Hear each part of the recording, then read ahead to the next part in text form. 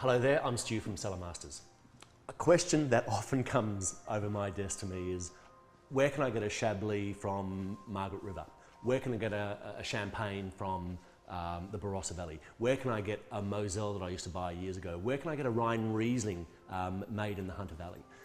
Well, the simple answer is you can't, because basically all those terms that I just mentioned, Chablis, Claret, Moselle, Rhine Riesling, Champagne, they're all terms that we are no longer allowed to use in Australia because they're basically what's called generic terms. They are terms that denote a regionality of place, most probably in France and Spain and Germany and Italy, and quite rightfully and quite rightly, they don't want us to use those terms as a descriptor on our wines because they're an actual place in their homelands.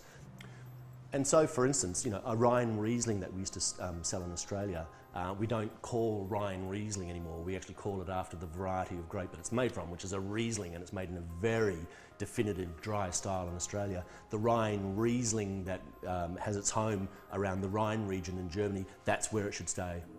Basically, that is its home, where it should come from.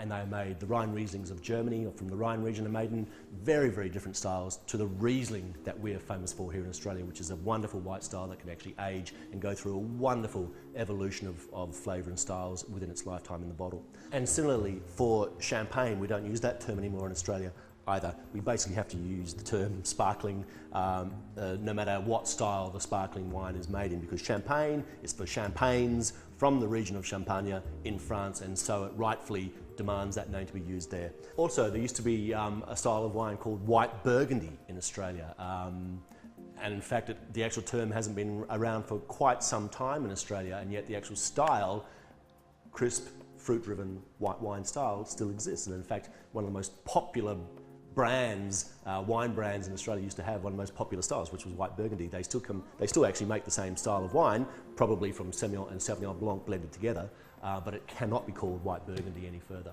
What do we call the wines of Australia?